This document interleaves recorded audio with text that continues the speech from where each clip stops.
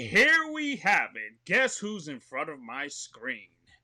ESPN and Sportsnet play-by-play announcer, the Canadian beauty, Dan Shulman, in the house. I can't believe you're in front of me. What's happening, brother? Well, I've been called Canadian a lot. I have not been called a beauty a lot, so I appreciate that. Well, I'll take whatever I can get right now. Well, I'm the first one, Yeah. Dan, you know what's amazing about your job? Tell me a story. Like, when you get on a plane, right? And somebody that doesn't know who you are sits right next to you and engages in conversation, and he says, "What do you do for a living?" And when you tell him you're a play-by-play broadcaster, are their reactions like, "Huh?"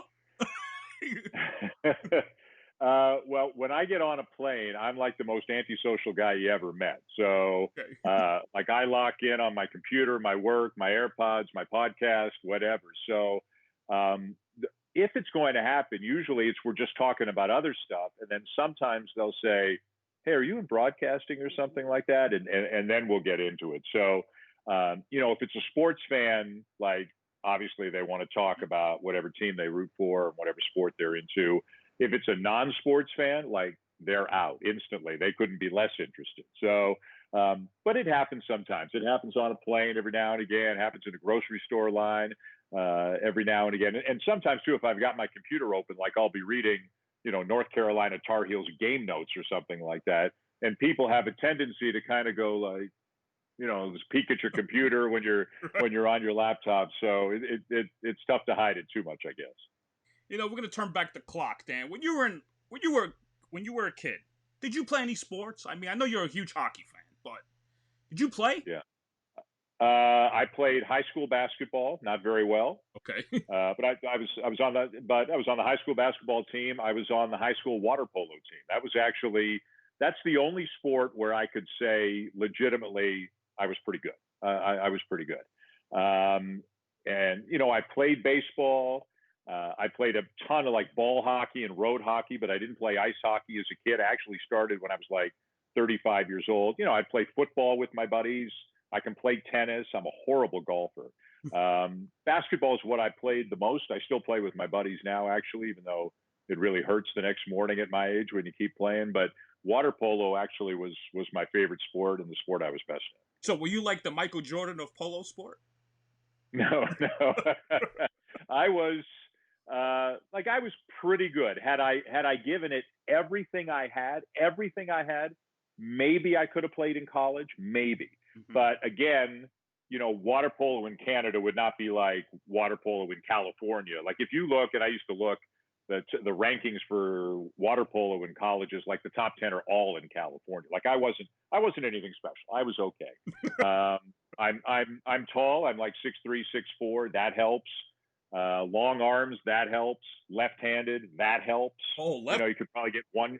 Yeah, you could probably get one shot in before they realized you were left-handed. But that's a long time ago, man. That feels like a lifetime ago. Well, we're turning back the clock because we want to know how you got to the big leagues. You know what I mean? That's the key. But now, when you were in high school, were you a smart kid? Like, were you an honor kid? Like, did you have good grades that parents say, "Yeah, I did. Son, he's got the best grades." Yeah, I did all right. I was a math geek, uber math geek, and yeah, I did well and graduated from high school with honors and got a 4-year honors degree in college up here in Canada. Again, a math kid. My major was actuarial science. I was an actuary for about 6 months before I got into broadcasting, actually. I didn't take any journalism or broadcasting or anything like that. Like, that's not in my background. But I worked pretty hard. I did pretty well. I'm proud of what I did in school. Sometimes now, I've got some kids who have been through it all, and it's amazing how your brain just changes over the years. It's one of those, are you smarter than a fifth grader kind of thing. 3 of my kids are older now, but the stuff they do now, I don't think you can't go back and do it. Your brain just doesn't work anymore. But back in the day, I did okay. Wow, unbelievable! That probably gives me a headache. All that stats, calculus, I deal with that. That was me. So Was it like, Functions, algebra, oh, calculus. no. If it had a number in it, that I took every math course I could. Statistics, I took every math course I could get my hands on. So it was like ABC plus EFG and then the exponent and all that stuff, right? Is that how it works? Yeah, we had some exponents. Yeah, we had some variables. We had all kinds of stuff. But like when I was a little kid, I was one of these kind of freaky adding up numbers for no reason kind of kids, and like I was the most boring party trick you could find. Hey, you want to hear the kid add numbers? Give him some numbers, and he'll add. I was that kid. So I think I knew from the time, I knew you had to go get a job and have a career. I knew I was going to get into math, and as it turns out, I didn't stay in it for more than about 6 months before I decided to get broadcasting a try. But yeah, math was always my thing. So, what year in college? You went to the University of Western Ontario, right? You graduated Yes. '09. But what year was the part when you said, "I don't know, I might change. I don't want to graduate. I mean, I want to change a major. I want to change my life." Right? Yeah. So when I was at Western, it's in London, Ontario, kind of halfway between Toronto and Detroit. If you drive a straight line southwest from Toronto towards Michigan, you hit London right halfway. And I kind of messed around at the campus radio station there. They needed volunteers. I started doing football games, basketball games, and it's not like being a college announcer at Missouri or Syracuse or Indiana. It's on a smaller scale. This is also 30 years ago, over 30 years ago. Right. 35 years ago. I did that when gas was like 20 cents a gallon, right? Yes, but we have liters up here, not gallons. Oh, so you're going to have to get comfortable with the metric system. So I messed around and did all kinds of stuff at the radio station, but never expected to make a career of it. Graduated in May of '89, and I would say by October, I knew I wanted to try something else, and went to my parents, kind of tail between my legs, and said, you guys were so wonderful and put me through college and all that, and it's great. And I said, but I want to give this a try. And I made a deal with them. I said, give me 2 years to try to get a job, to try to get it going in radio. I didn't even think about TV then, in radio. And if not, I'll go back and do something else. And we made a deal. I wrote the GMAT, which is like an entrance examination for business school, had that in the bank, had deferred acceptance, all that. And had some, again, I'm old, had some cassette tapes from when I worked at Western at the radio station, and started sending them out to people, and eventually got a weekend job in a city called Barrie, Ontario, about 50 miles north of Toronto. And for about 2 months, I was an actuary working on pension plans and insurance policies Monday to Friday. And Saturday, Sunday, I was a newscaster at a radio station in Barrie. And I did that for a few months until they offered me a full-time job in Barrie, and kind of started from there. So, Dan, during that time, that's at least 70 to 80 hours a week of work, isn't it? Yeah. So, it's funny, though, Eddie, as soon as I got to the radio station, and no joke, I was making $6 an hour as a part-timer. And Barrie was 50 miles away, but I had just graduated, had no money. So I'd moved back in with my parents until I saved up enough money to move out. So I was driving up 50 miles and driving back 50 miles. And no joke, gas and Burger King ate up every cent that I made on Saturday and Sunday at this radio station. But I bet you within 2 weeks, I said, this is what I want to do. I love it. And I was the low man, I was the entry level, go for, here's what you got to do. But I just loved it. And so, yeah, I was working a lot. It's funny. I worked 7 days a week in various stages. I did actuary and Barrie, and then I did Monday to Friday in Barrie for about 6 months, and Saturday, Sunday at a station in Toronto.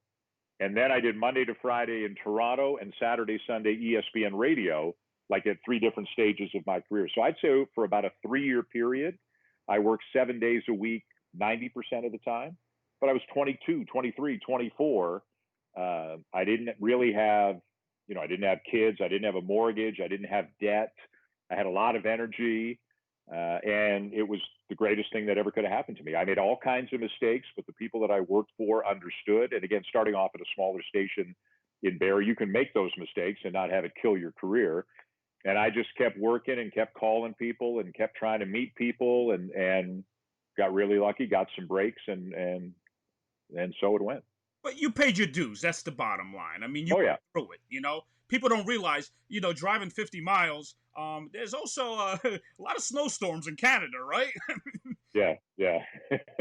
It was, yeah. Eventually, for my second year in Barrie, I was there almost 2 years, I think. For my second year, I got an apartment up there because it was just too much. It was too crazy. But it was, I was learning. I mean, I was learning about myself, learning about living on my own, learning about a new industry, learning about working 4 p.m. to midnight or 4 a.m. to noon. Radio's crazy shifts, right? You work all over the place. And I get a lot of, broadcasting students saying, can you screen my tape? Can you give me some advice? And, or when I speak to classes, and I always tell them the same thing. Firstly, if it's your dream, go for it. Right. But if you're not willing to work hard, don't do it. If you're not willing to relocate, don't do it. If you're not willing to work crazy hours, don't do it. And you got to have people around you who are very understanding. From the outside looking in, people say, "Oh, there's Dan and Dickie V at Duke," and it's glamour. It's there are a lot of small stops and snowstorms and rental cars and Hey. one of my sons is trying to get into it right now, and I'm fully supportive. But I had the talk with him before got into it, and I said, "Listen, buddy, I'm not trying to talk you out of it, but you should know." And he gets it. He grew up, obviously, understanding a lot about it because he's my son. But it's great. It's wonderful. I wouldn't trade it for anything in the world. But I also realize I've been very fortunate, and there are a lot of really, really good people in this industry who eventually left or had to move to a whole other part of the country or never have been able to make much of a living, whatever the case may be. But I've been very fortunate. I wouldn't trade places with anybody. And what people don't understand, Dan, when I was a kid, people would say, I was thinking about broadcasting, I was thinking, so I wonder what that's like. And then, I got educated and they said, Eddie, you're a New Yorker. Are you willing to move to Idaho and make $6 an hour on radio? And I'm like, I don't know about that, but yeah. Howard Stern did it. He paid his dues, and a lot of these guys pay their dues. This is a business that, and you're a father, and you don't want your kids to suffer. Like one of your kids is, pursuing in broadcasting, but you really care about him because you don't want him to go through the mess that what you guys go through, right? Is that what you're saying? Yeah. Yeah, and the industry's a little different now than it was. And it's funny, he's kind of made a deal with me like I made with my parents. He's a very good student and he likes law. And he said, let me give it a try, Dad, and let me give it a couple of years. If it doesn't work, I'll go back and go to law school somewhere, and he'll get the grades and he'll get in. But yeah, I definitely paid my dues. But relatively speaking, I think I was pretty lucky. I was in Barrie a year and a half, and then I worked at a radio station in Toronto, Toronto kid who got a chance to come back to Toronto within a year and a half. Some people go to the smallest towns all over the place and never get back to where they're from. I was very lucky that in the early 90s, the station that I worked for was transitioning into an all sports station. I think at the time, the only all sports stations in North America were WFAN and maybe one in Minneapolis when Toronto started saying, hey, I think we can go all sports. And people were like, you're crazy. How can you do 24-hour sports? You're going to go under in a week. It doesn't work.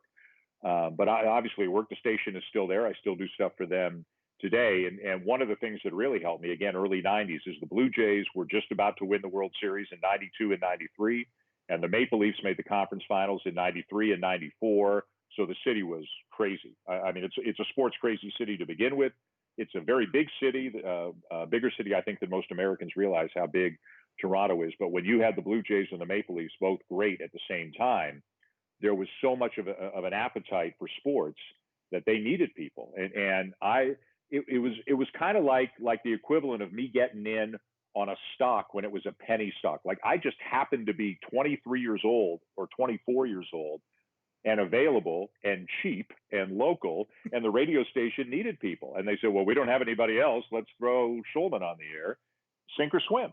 And again, I wouldn't get that opportunity today. I'd have to pay my dues behind people because they've got a lot of established people, but they were just getting off the ground in 91 and they didn't have enough people. And I went from doing whatever they needed me to do. Now I'm going down to, it was called Sky Dome then, not Rogers Center. And I'm interviewing Blue Jays. Now I'm filling in on the post game show. and now I'm hosting on a Saturday afternoon before the pregame show, and things went fast. But again, my timing was really fortunate. Oh my God! Thank God for timing. I mean, Yeah, know, yeah. Dan, what was I read a story about you. You auditioned for a job. I don't know if it was for the Blue Jays, and they turned you down. But the guy told you he would help you out. What are the do's and don'ts in broadcasting?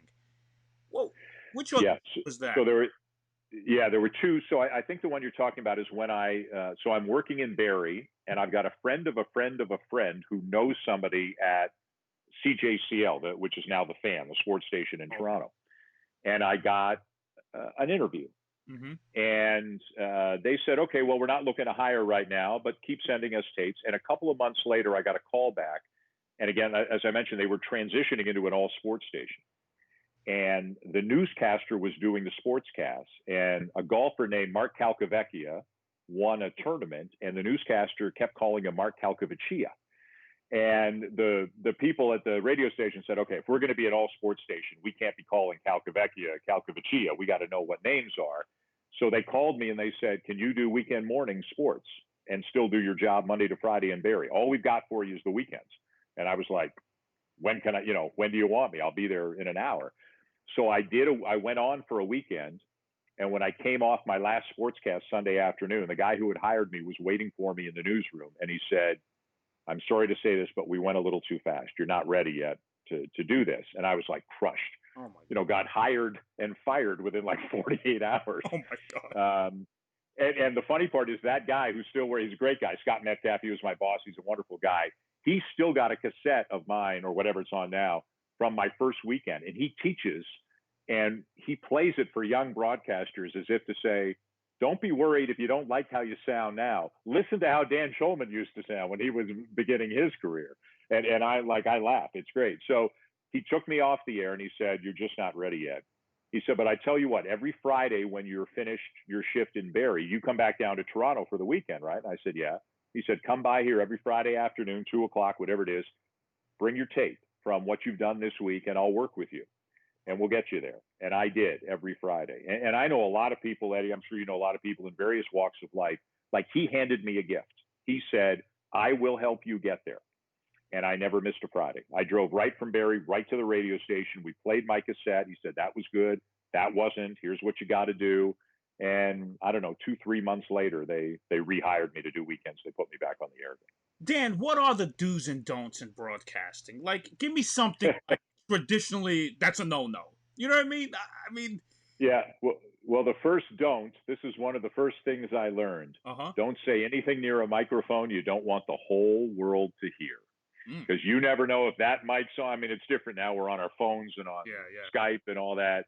But never walk into a studio at a radio station and say anything that you don't want the whole world to hear. Your career could end in a heartbeat. I would say it's not. Some of them are not much different, Eddie, than other industries.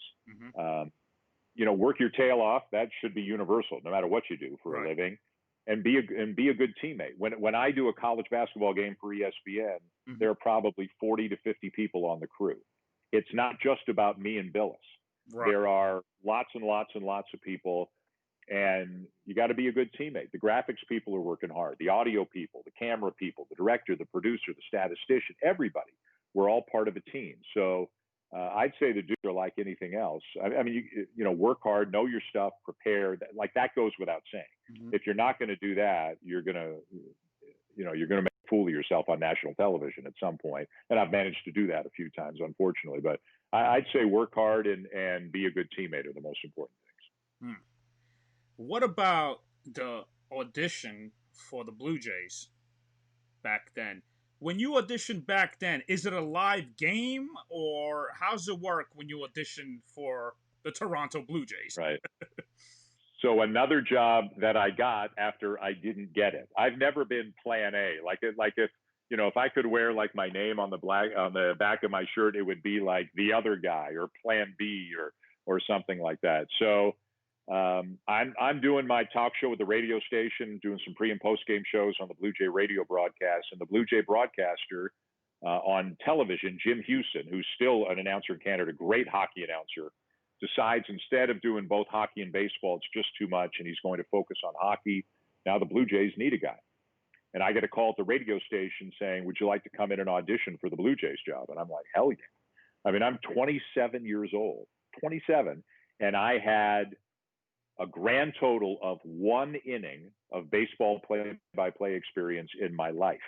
The previous spring training, I was down at spring training doing my show from down there for a week, and Tom Cheek and Jerry Howarth, the Blue Jay broadcasters at the time, let me do 1 inning of a spring training game. So, but I guess I was kind of known as a baseball, basketball guy even then in Toronto. I was doing a lot of the pre and post game shows and what have you. So they said, you want to come in and audition? So to answer your question, I go in, and Buck Martinez, who then and now is one of the Blue Jay broadcasters, he's in the studio, and in front of us is a big TV monitor, a 60-inch monitor, something like that.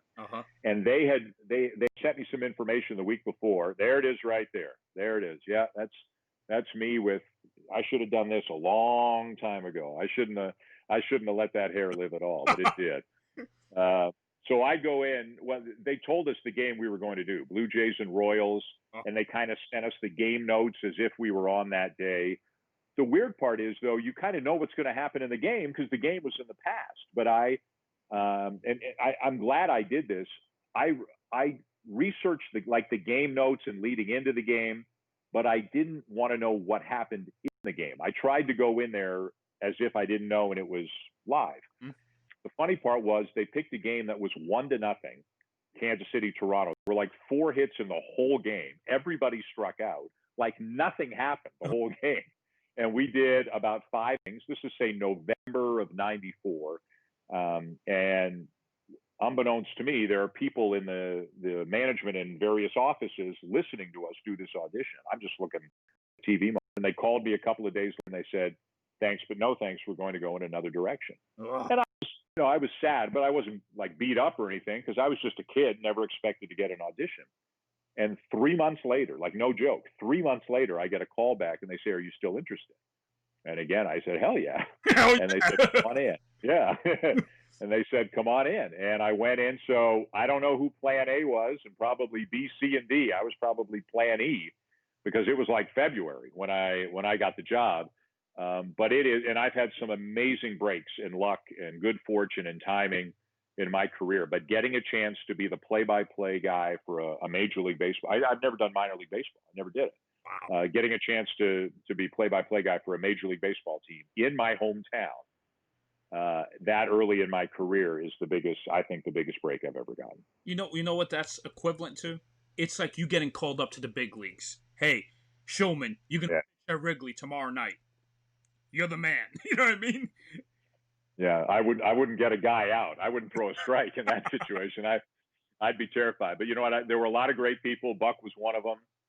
Still is a lot of great people who, they knew me from local radio. They would hear my show and they knew I loved baseball, but I didn't know a whole lot about TV. I really didn't. And I'd never done play-by-play baseball. But I worked at it and they were great and they helped me again.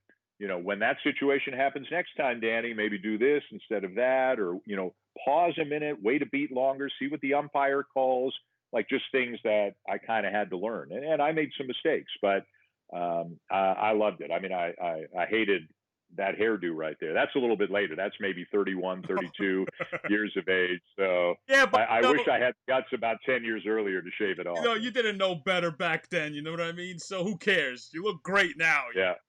You're only good as your last at bat in baseball, right? Or any sport. That's right. That's right.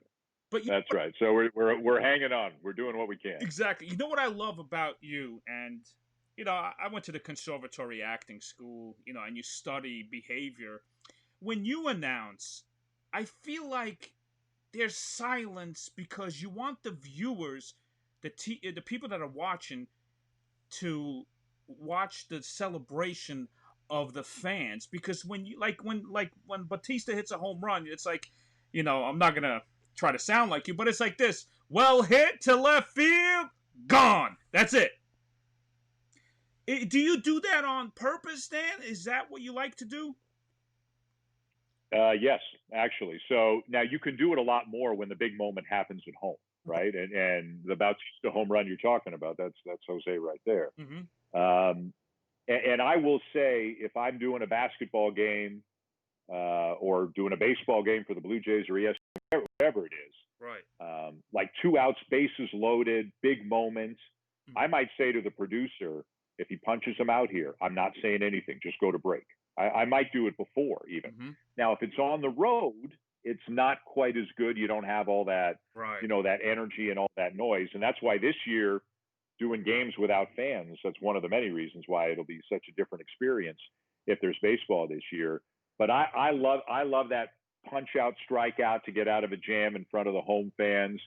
I love that, that big basket, and then the visiting coach at Duke or Kentucky or Kansas or whatever, you see, got to get a timeout, crowd goes nuts.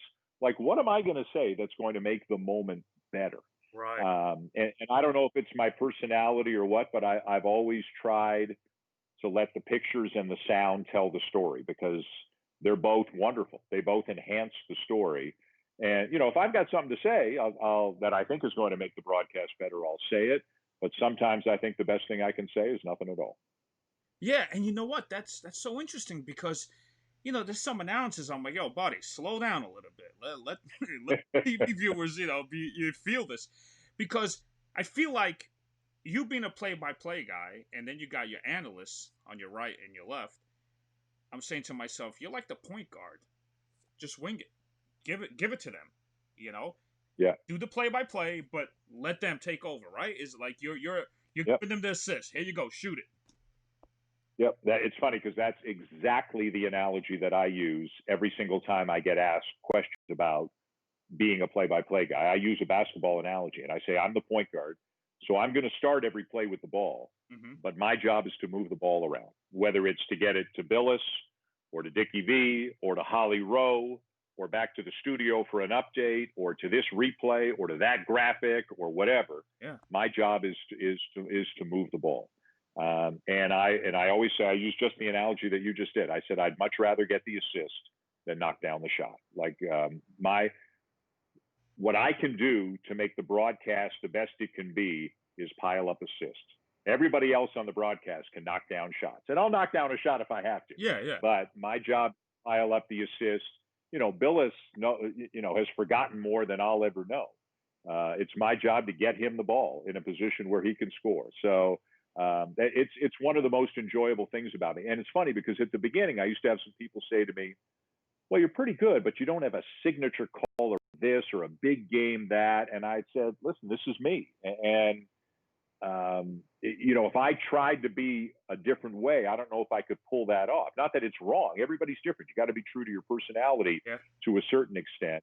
And I still think now, I'm like, oh, you're that guy. You worked with Dickie V, right? You're that guy. And sometimes they can't quite figure it out who I am. But you did that game with that guy when the other guy hit the shot, but that's okay. I'll take the assist any day.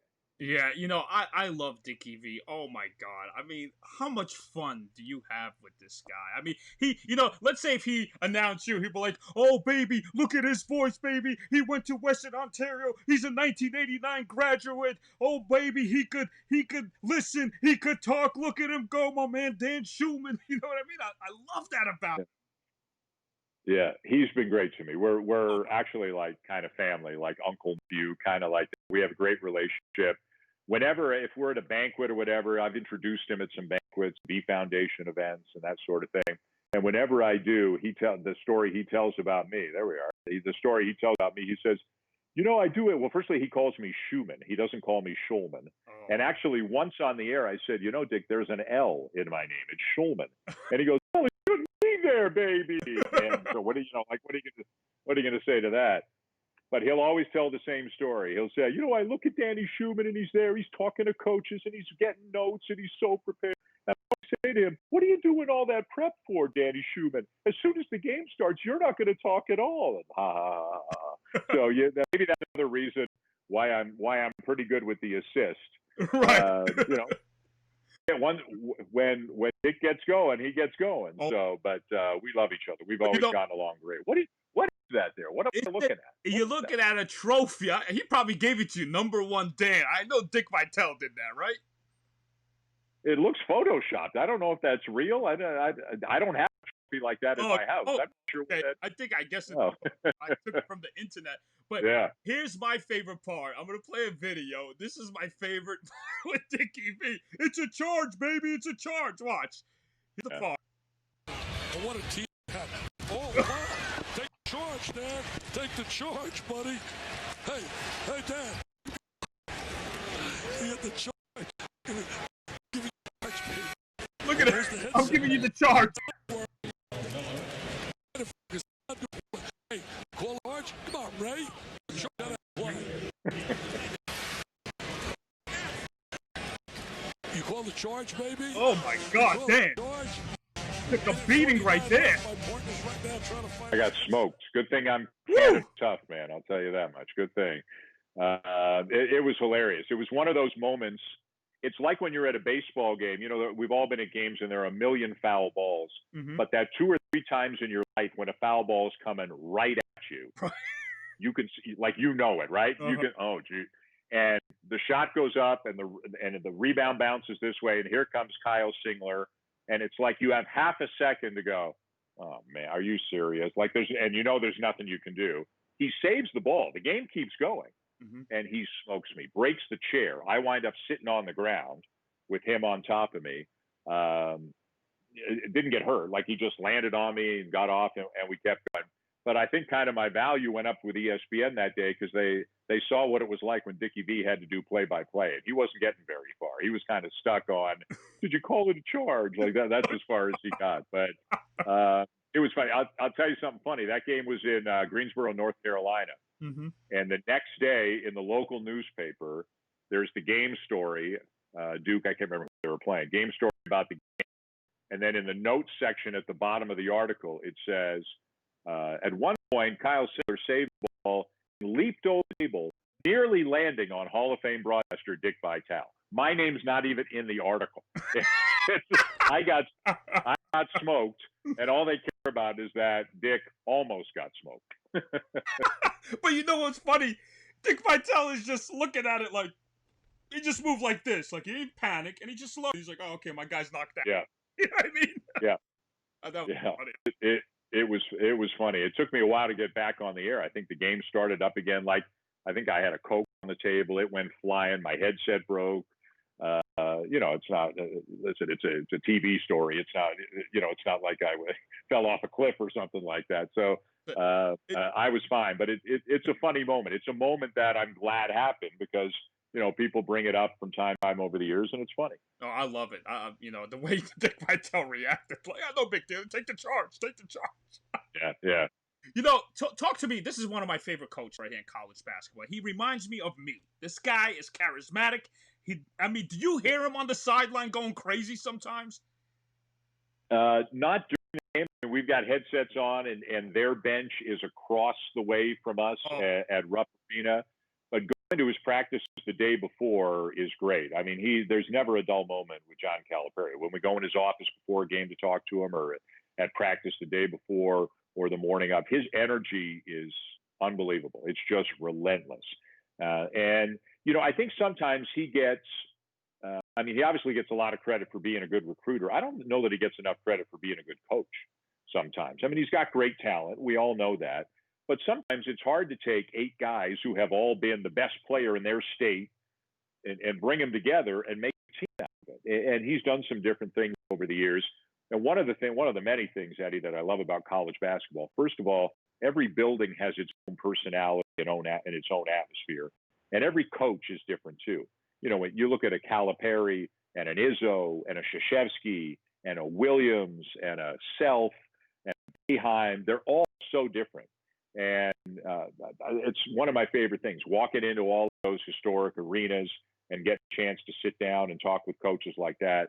Like, again, I'm a math geek from Canada. Like, what am I doing walking into Rupp Arena or Allen Fieldhouse or Cameron Indoor Stadium? And I've been at it long enough now where, not that I hope I'm not rounding third and heading for home, but I'm definitely past second base. I'm between second and third right now. And I'm starting to really appreciate this a little bit more. And as I walk into all these arenas to do these games, I say to myself, soak this in. It's not, you've been doing this a long time and appreciate how lucky you are. Listen, Dan, come on now. You're hanging out with the best of the best. And for a sports guy like you and I, or, that it's like, you gotta take that in. You know what I mean? You're in the big leagues, brother. You're in the big leagues. Yeah. So, Yeah. I've been lucky too. One of the things, two of my boys are sports fans, and I've been lucky to take them with me to a bunch of stuff that I've done over the years. And that's what really hits when you're not just the broadcaster, when you're also a dad and sharing it with a son, or it could be a daughter, but I don't have any daughters, sharing it with your son who loves sports.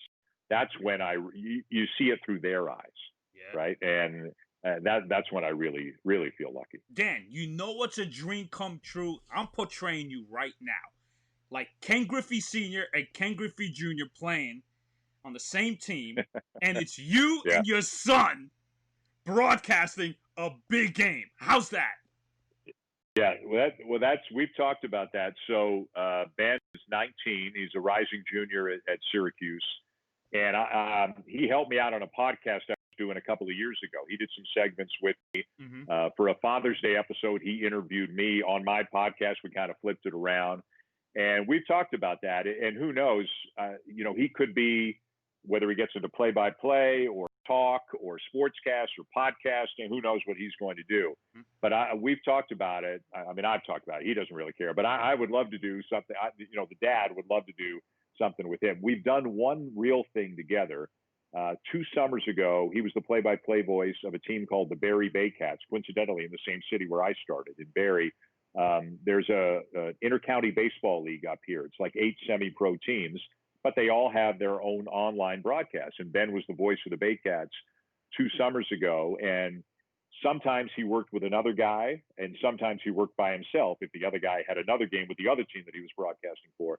So I said to Ben once, I said, when I have a day off, how about if the old man tags along with you and we do a game together? Wow. And so we did one baseball game together. He was the lead guy. I was the number 2. Like, he did play-by-play in the 1st, 2nd, 5th, 6th, and 9th. I did 3, 4, 7, 8. I was his analyst. He was my analyst.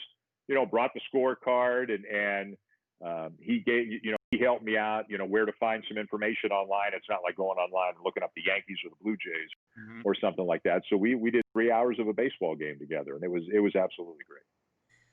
Dan, Sunday Night Baseball. Talk to me about that. I mean, God, now this is like, it gets even better in your career, right? It's like ESPN says, hey, did you have to audition for that, or did they just give it to you? They offered it to you? So I was doing Monday Night Baseball. So ESPN has Monday, Wednesday, Sunday. I started doing Wednesdays, then I moved to Mondays, did Mondays for several years. And then they decided they were going to make a change. And I guess John Miller and Joe Morgan's contracts were up.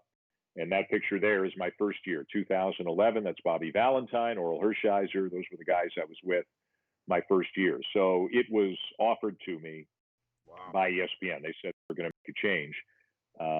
John Miller was the only guy who had ever done Sunday Night Baseball. He'd done it for about 20 years. And, John Miller is one of the all-time greatest announcers there's been in baseball, right? He's a legend. So I had filled in on Sundays a couple of times. John had, every now and again got a week off. So I did maybe 3 or 4 Sundays filling in, but I hadn't been given the job. So I got it in 2011. Brand new booth with Oral and Bobby. I knew Oral very well. We had been working on Mondays together for a number of years. Didn't know Bobby all that well. And that was the crew the first year. My first ever game on Sunday Night Baseball. My memory is so bad sometimes. I don't remember where it was. But I was really nervous. It's one of the 3 or 4 times in my career when I've been really nervous. And I was really nervous my first Sunday night. Well, listen, it's the game of the week. I mean, this is big. This is huge. And plus, you got to get familiar with the players, too. I mean, I know you were working. Were you still working with the Blue Jays, too, or no?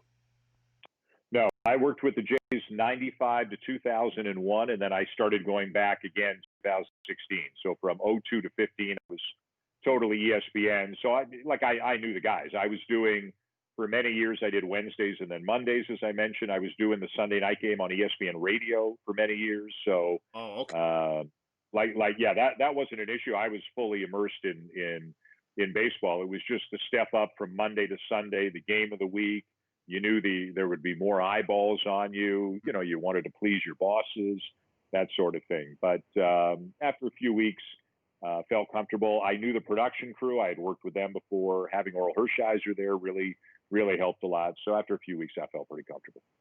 Dan, some people don't realize, but the truck gives you they give you orders on in your ear, right? They're like, "Hey Dan, talk about this. Hey Dan, talk about that." Like, is that how it works?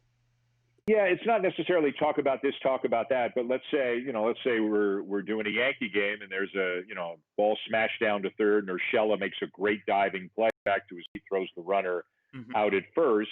As soon as I'm finished calling the play, the producer might say, "Got 2 looks at Urshela," which just means we're going to get 2 quick replays of the play from 2 different angles, diving stop and the throw, whatever the case may be. So I'm not telling you to talk about things. They're more telling you what's going to be on the screen next, so that you can talk about what's on the screen. If they're showing replays of Urshela and I'm saying Aaron Hicks is coming to the plate now, but Aaron Hicks isn't on the screen, it's a little messy. It doesn't look good. So, again, like I talked about being a good teammate, we're all part of the same team.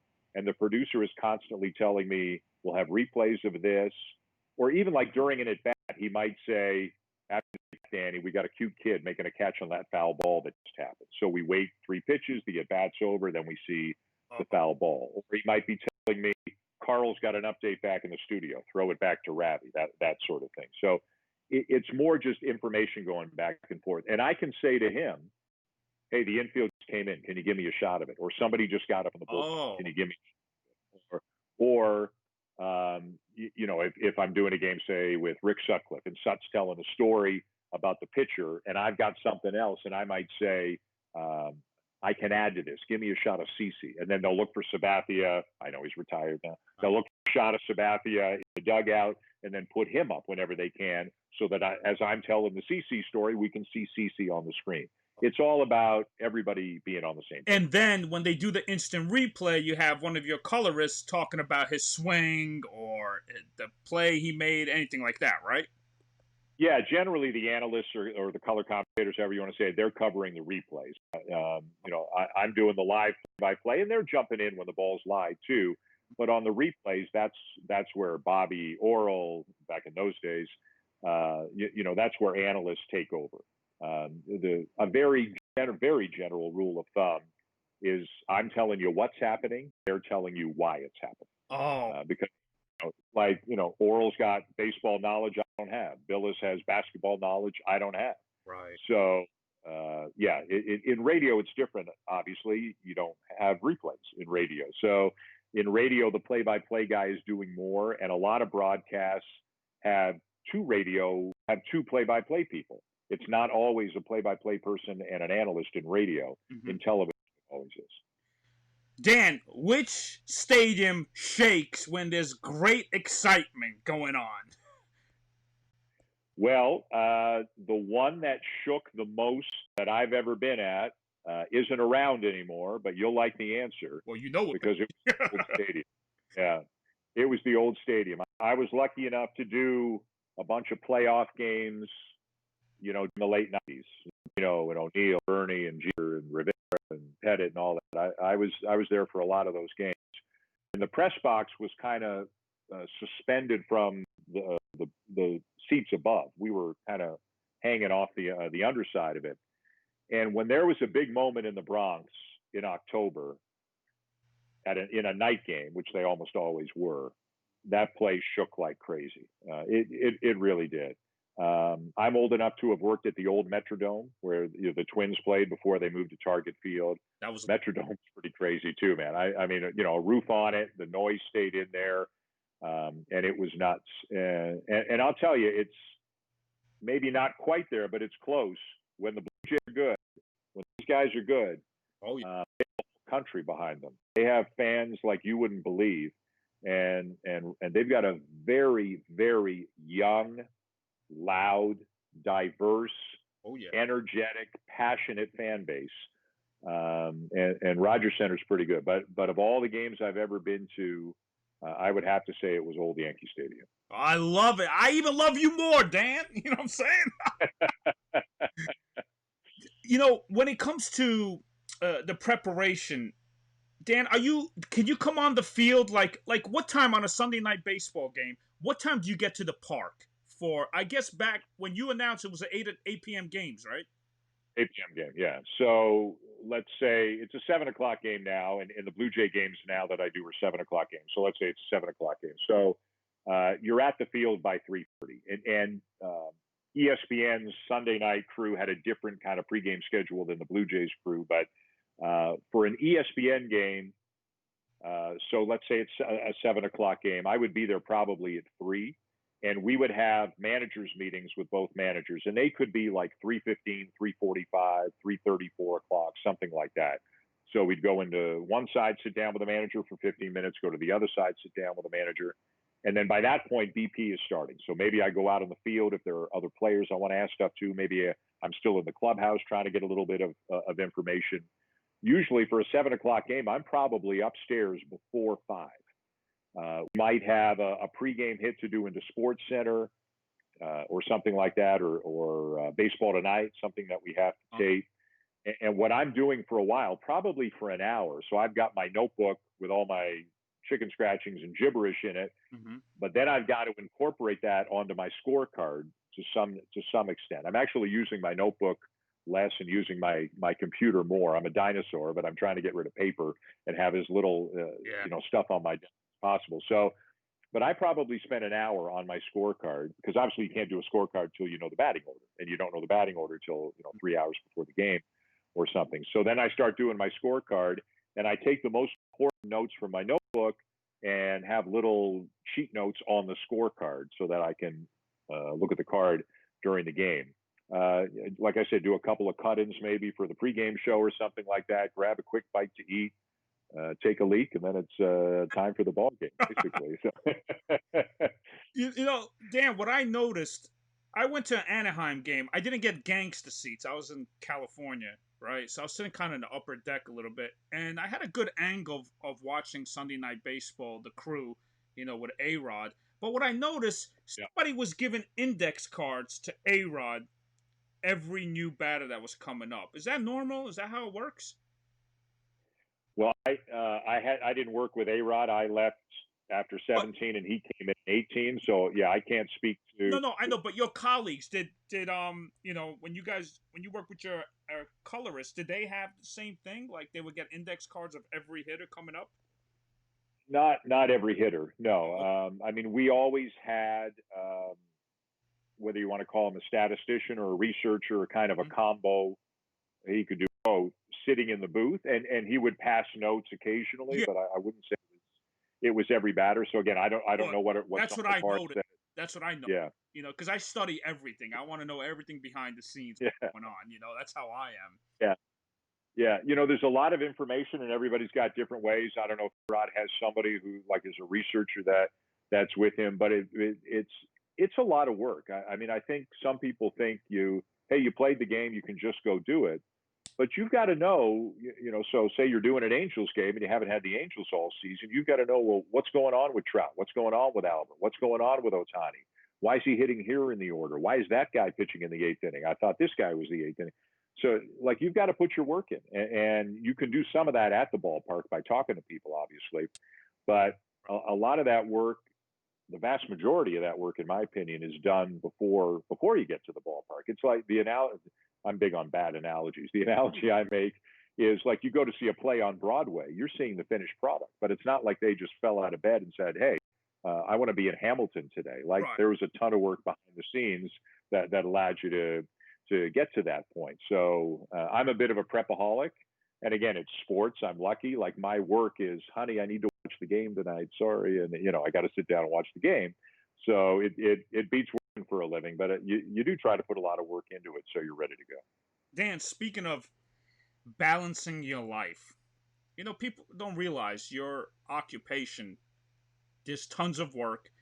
Time flies. Gotta be prepared. Gotta watch what's going on with other teams. You're doing multiple sports. How do you balance your life like that, especially you having kids and stuff like that? Yeah, it's tricky. You're traveling a lot too, which makes it difficult. I'm divorced and remarried, and my first wife, we met when we were 18 years old. Like this isn't what I was going to do for a living when we met. And she was great about it. We have 3 boys together, Mm-hmm. and all you can do is be as present as you can be when you're home. And take a red eye home from the West Coast, get home in the mornings. You can take them to school, pick them up at school, take them out for lunch every now and again. I made it to a lot of hockey games and a lot of baseball games, but I missed a lot of hockey games, missed a lot of baseball games. It's easier now because of texting. Back then, you didn't have that kind of relationship. You couldn't do that kind of thing with your kids, and you would call home and try to talk to everybody after school or before bed whenever you could find them. But when there are 3 boys, and they're all running around doing different things, it's hard. But I'll tell you, my 3 older boys who are 26, 24, and 19, I bet you now that I am in contact with each one of them every single day, whether it's a text or a phone call, Mm-hmm. whatever it is. And the nice thing is, it's not always me saying, "Hey, bud, what's up? Hey, I haven't heard from you in a while." Like, I guess I know I did okay. I mean, I missed some things and there were some tough times, but I know I did okay because I'm getting texts from them to initiate conversations. That makes me feel really good. But the balance is difficult. Travel is glamorous unless you travel. Travel is glamorous to people who don't travel. If you travel all the time, it does get a little tiring after a while. I'm 53, and it's a little harder than when I was 33 when I started out. But again, I wouldn't trade it for anything. I mean, I'm very fortunate. But one of the toughest things I'll tell you is when you're young and they say to you, "Hey, Danny, we got a game we want you to do. Can you go to Louisville on Tuesday?" You're afraid to say no when you're young because they're going to give it to somebody else if you say no, and then you might not get asked again. And that's a bit tricky. And it took me a long time to have the confidence to say no. And by that time, my kids were getting a little bit older. So, they're all older now, and I love them all, and they're great. And as I mentioned, I'm remarried. I actually have a 1-year-old in my current marriage. I'm a very old new dad. So it's too soon to tell if he's a sports fan. Right. But I'm at a different stage of life right now, and I'll say no if I have to.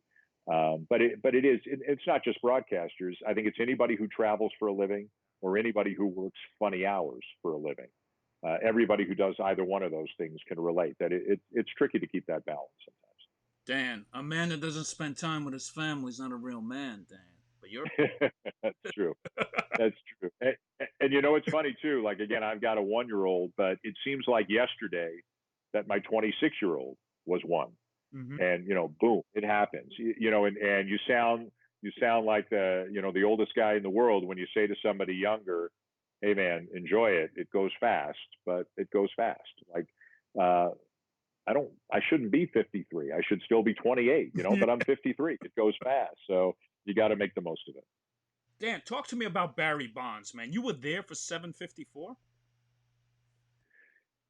Yes, it's funny because I know I get asked about it, and I know I get asked about it because it's on my Wikipedia page. But it's not something that I think of all that much. There are other home runs, other players, other moments that I think of. But the McGuire-Sosa year, we did a bunch of extra games, and I did some of those. And then when Bonds was chasing Aaron, we did some of those. But even back then, it was kind of strange because people were conflicted on how they felt about this because of what everybody assumed was going on, right? And a lot of people, and I'm one of them, I still think of Hank Aaron as the guy who I wish was the all-record holder for the most runs ever hit. But, again, to be asked, "Hey, can you go to a Bonds game? Can you go to a McGuire-Sosa game?" Whatever it is.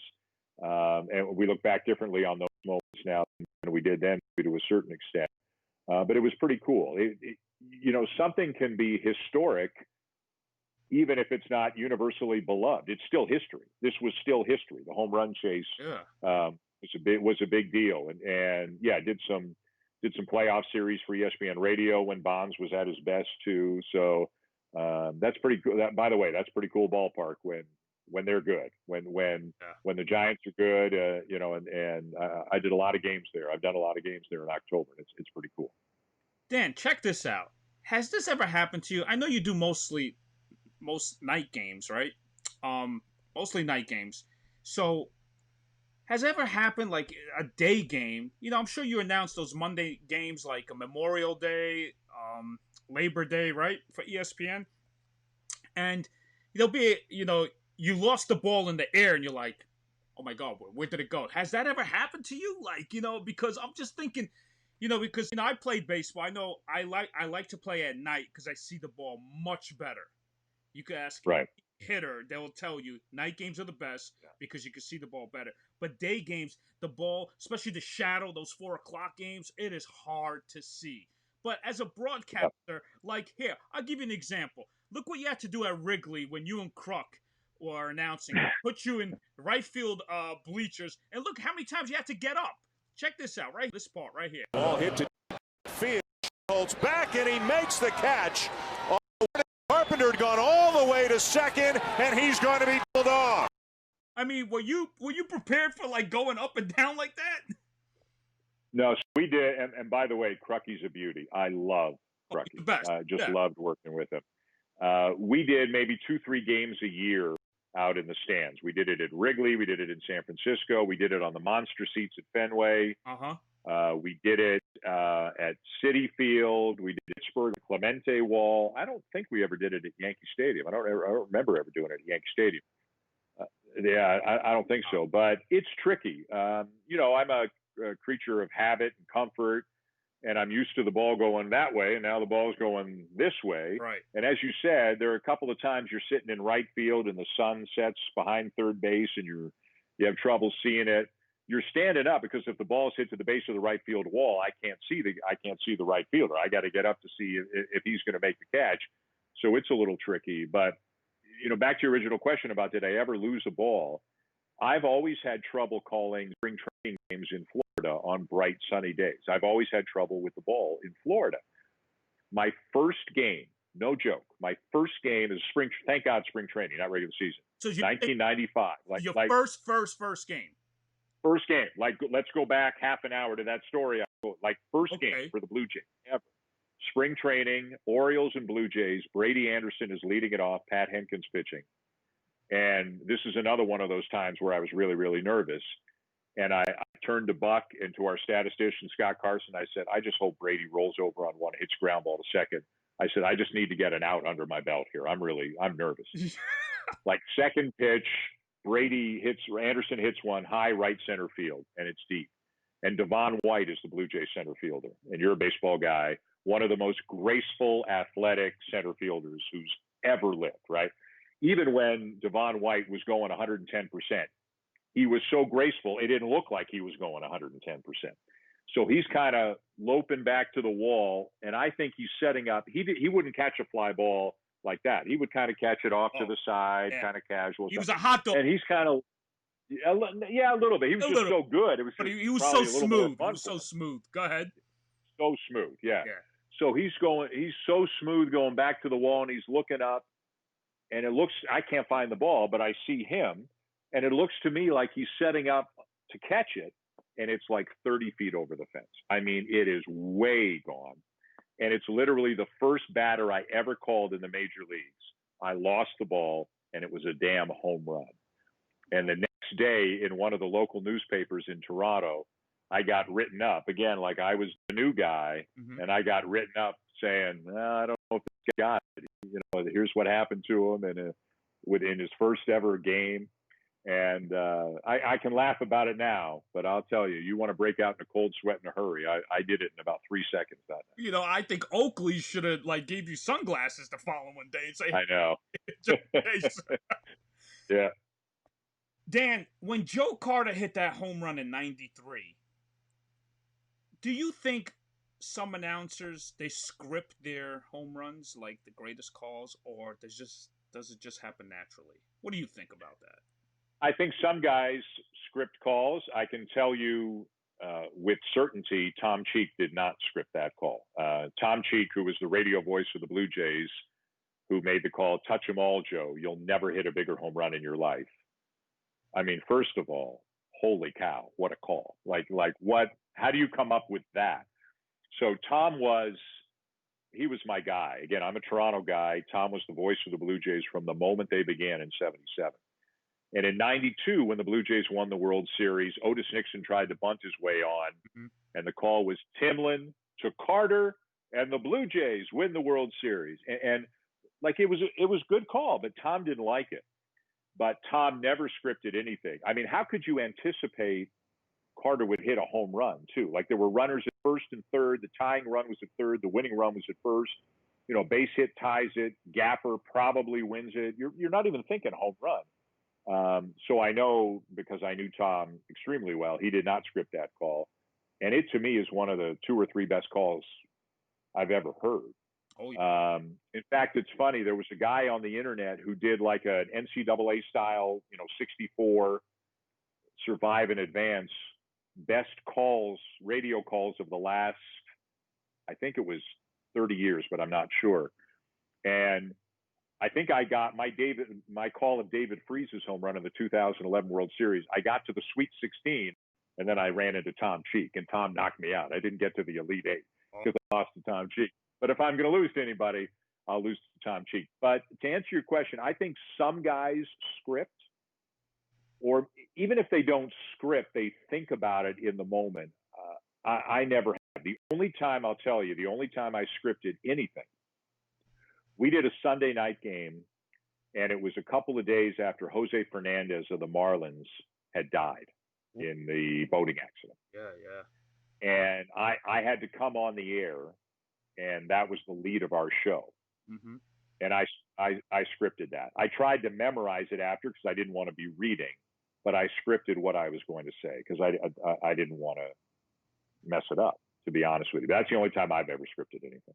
Well, also, you had the biggest news in 2012 or 11 when it was they said that you were at Philadelphia against the New York Mets, and they said that they got Bin Laden. That was something huge that you had to break out. And I'll tell you right now, I'll play it right now. Tell you what was your preparation on that. This on the ball game. ABC News is reporting Osama bin Laden has been killed.